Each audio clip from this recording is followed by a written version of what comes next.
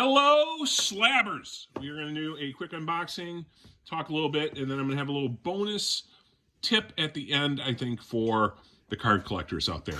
But we're in a little bit of a need to clear some space, and I happen to know these two comics, what they are from the thumbnail. You're probably going to know what they are, but it's the continuation of the quest for the impossible, the quest for having the complete run of Sensational She-Hulk in the 9.8 slabs. So, why is this impossible? Well, we'll get to that in just a moment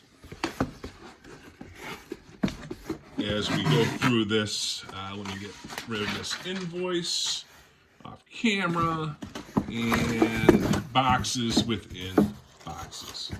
Here we go. So, just throw this over here, and I hope everyone had a good holiday. Mine was pretty relaxed. The one thing, let me think.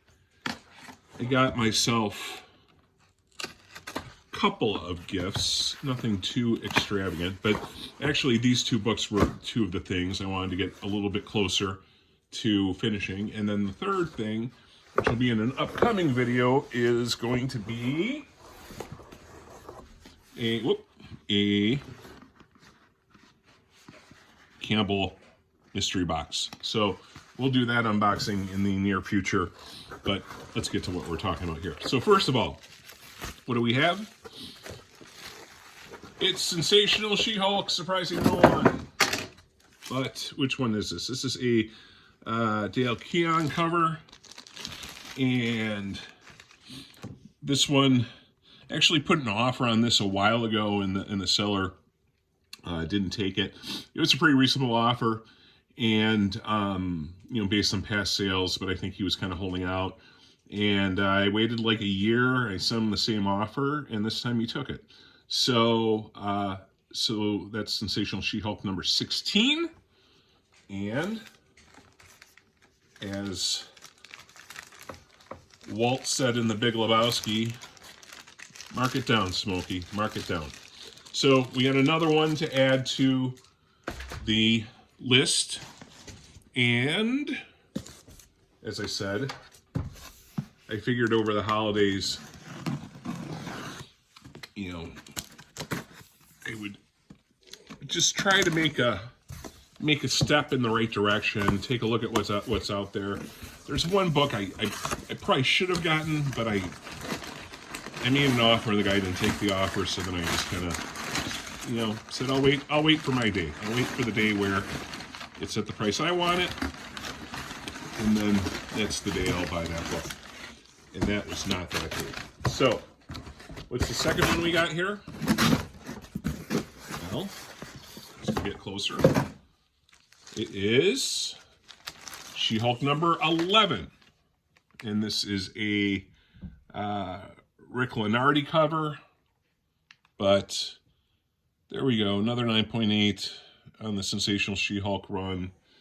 And this one is another step in the direction. So, with those two now added, where does that put us in the journey that we've been part of? Loyal slabbers watching this? Well, I'll tell you where we are. This is what's left for me to get.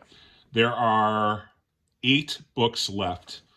And what you'll see here is the issue number and how many of them are on the census. At least were on the census. These numbers may have increased a little bit in the last 6 months since I did this, but I keep a running tally. So issue number 9, there's only 8 9.8s. Issue number 14, that's the issue that I had an opportunity to buy. And I pass and get it for the price I wanted, but there are 8 of those. Interestingly, number 14 is, there's actually an alternate cover where you can buy just the cover, which was created by John Bolin. I forget who did the actual cover, but it's the same drawing, the same concept, everything. Only I think the Bowen cover is much more detailed and looks better. But I'm assuming there was a time crunch or something else, so the other artist kind of put together his rendition of it. Anyway, so there's 8 of those out there. Issue 27, there's only 3. And here's the big problems, and I put them together in the middle. Issue 24 and issue 56, there are no 9.8s. There are none. So, if anybody out there has a personal collection with a 9.8 candidate, number 24 or number 56 Sensational She-Hulk, reach out to me. And if you can guarantee it's a 9.8, and if you send it in and get graded, I would be an interested party in purchasing that book, which I think I'm the only person in the universe who really wants that book. I don't think there's high demand. I don't think anyone else has gone for a complete run of this, but it would be something I'd be interested in talking to you about. But issues 24 and 56, there are none. Issue 28, there are 5 of those. Issue 31, there are 7. Issue 46, there are 7. So we're talking about pretty consistently low census report numbers on the remaining editions. This is going to get tricky, and it's going to take a while. Right now on eBay, if I looked, the only one that exists, I think, is the 14 that's listed currently. So it's going to take time, but hopefully we get there. So that's the She-Hulk update. And the other thing I just wanted to mention real quickly and we're going to shift gears. So if you're a comic person, that's all you're interested in, that's the end of the video for you. But I want to point this out for anyone who's in the card sphere. And as you may know, Beckett's kind of gone through, so there's grading companies. There were 3 main grading companies, and then that became 4, and then the number 2 company was Beckett for the longest time. Actually, it was kind of 1A and 1B between PSA and nice packaging, between PSA and Beckett. And then during COVID, Beckett just was mismanaged and kind of fell to the ground. The reason I mention this is because there are now buying opportunities that I think are very substantial in Beckett slabs, and the pricing between Beckett and PSA is at such a drastic level, the difference, that as I'm about to show, I think the risk is low. If you're somebody who thinks PSA grades harder, which I think they do, especially for vintage, which this is, look at this, it's like a Russian doll. So especially with vintage, I think BVG has a reputation for being a little more forgiving on certain aspects of vintage cards, which that's a separate debate, and this is a vintage card. But to me, once you can get a card for, the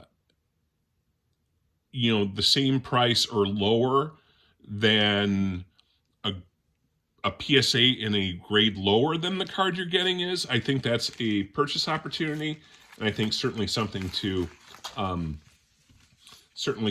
investigate and look into. So I got this card on auction, and it's let's see, it says $155 on it. I'll tell you what I got it for in a second. It's got one of the nice covers, so I won't screw around with it. But the back looks maybe a little bit, actually I think it looks pretty centered, if I'm looking at that and being honest, right? So centering looks pretty good there. On the front, maybe a little left to right centering. You'll see a smudge here.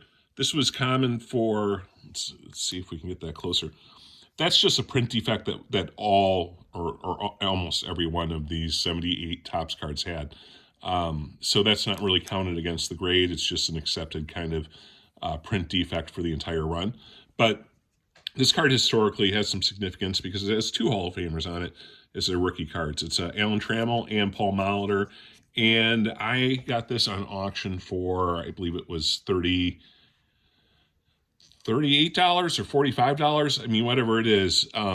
A PSA 8 would be over 100, and a PSA 7 is like 50. So again, that rule, if you can start getting these cards for the value of a grade lower, I think your risk is just insulated. Because if I were to break this or crack it and send it into PSA and got a 7, it would still be worth higher than what I paid for it. And I think, honestly, I think 8's a very fair grade for this, other than the centering. The corners are sharp. The edging is great. It's a good card. And it's a card that I've been looking for a while. So anyways, just a little bit of advice. Take it if you want it. Otherwise, I appreciate you guys. Appreciate everybody. Hope everyone had a great holiday. And this kind of clears up a little space on the table, which gives us the opportunity to get into that Campbell mystery box unboxing, which will probably be our next video. So take care, slabbers. Until we talk again, have a great night, great day, great afternoon, wherever you're watching, and best to y'all. Take care. Bye.